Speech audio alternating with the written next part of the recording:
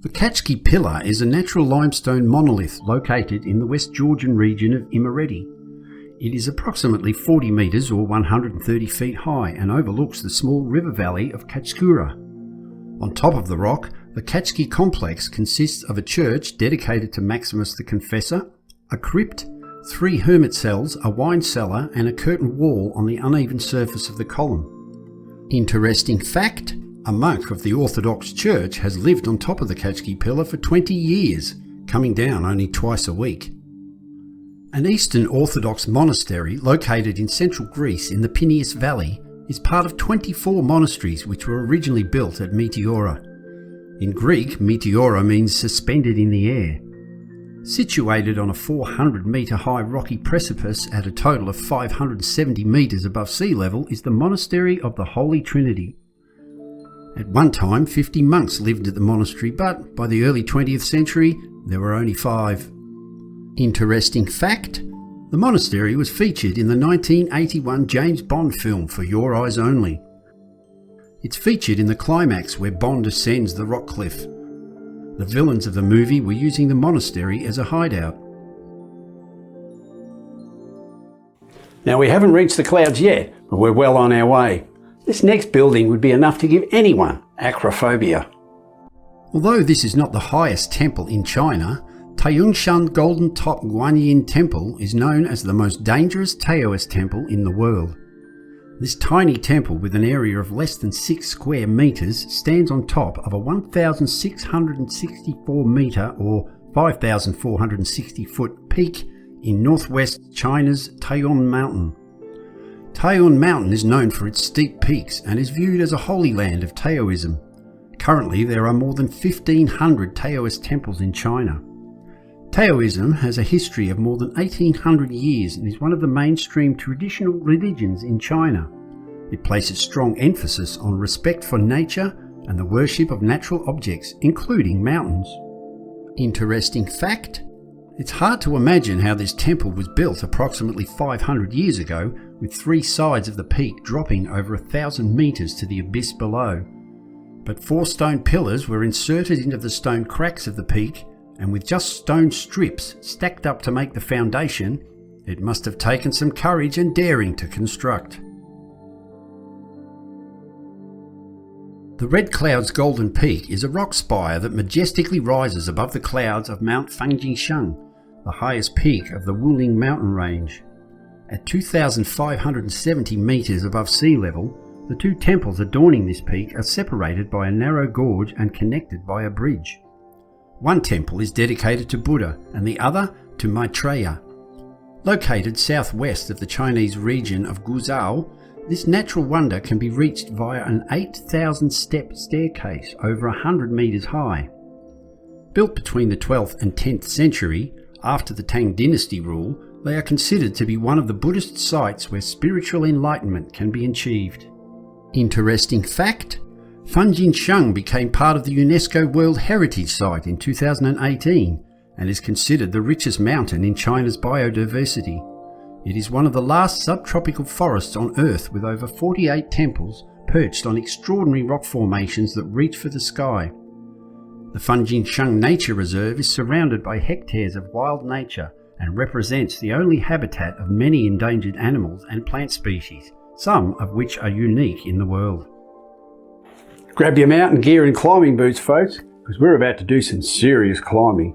Perched on top of Jungfrau Joch, and no, that's not Carl Jung's girlfriend's underwear, is the Sphinx. No, they haven't relocated the one in Egypt. The Sphinx is a rocky summit in a saddle. No, not the kind you put on a horse. Okay, let's pause for a moment and clarify a few things here. Basically, a saddle is a low point or gully between 2 hills or mountains. Jungfrau Joch is a glacier saddle, and in that saddle is a rocky prominence named the Sphinx. On the peak of that rocky prominence is the Sphinx Observatory. At 3,571 metres above sea level, it's one of the highest observatories in the world.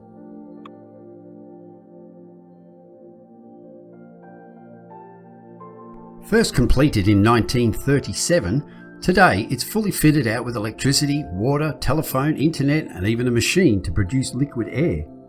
now consisting of multiple laboratories, a weather observation station, astronomical and meteorological domes, and a 76 centimetre telescope. It has served the scientific community in research fields such as glaciology, medicine, cosmic ray physics and astronomy.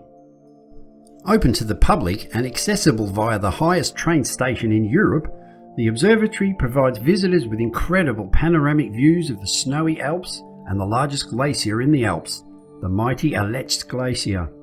Standing on the terrace that surrounds the building, one can peer down over 11,000 feet below, with views stretching as far as Germany and Italy. Interesting fact: do you have to climb to the peak? No. The peak has been tunnelled out and fitted with an elevator which ascends to the observatory from the railway station. The Sphinx Observatory, perched on an incredibly steep precipice at the so-called top of Europe. Let's go skyward even further, nearly another kilometre. Capanna Regina Margherita, the Margherita hut, at 4,554 metres or almost 15,000 feet above sea level, is the highest building in Europe. Belonging to the Alpine Club and located on the summit of Punta Nifeti of Monte Rosa, a mountain massif of the Alps, it lies in the Italian territory near the international border between Italy and Switzerland. In 1893 it was opened as a research centre for high elevation medicine, but today it also serves as a simply equipped mountain hut for alpinists. It was opened on August of that year in the presence of Margherita of Savoy, Queen of Italy. 6 years later, a meteorological station was added.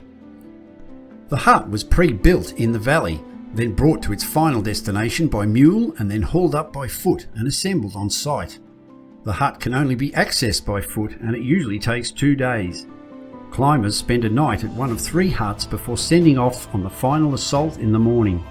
The ascent requires physical fitness and a good knowledge of alpine techniques. In 1977 the hut had a complete restoration. The original hut was completely dismantled and replaced by the present construction. The hut is open during the summer months and provides recuperation and accommodation with 70 beds available. In winter, it is an unmanaged facility with 12 beds available.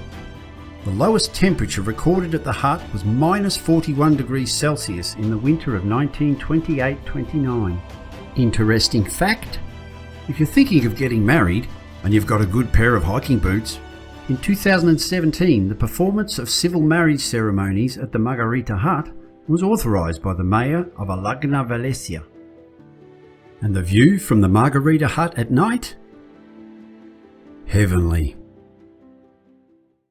Thanks for dropping in today, folks. Got a bit chilly in the end, but we made it to the top of Europe. As usual, if you enjoyed today's content, I'd love it if you give that like button a whack. If you'd like to see more content from The Wow Factor, think about subscribing. I've got a lot more great content coming up soon. Anyway, folks, look after yourself, look after your loved ones, look after your little corner of this planet of ours. See you soon.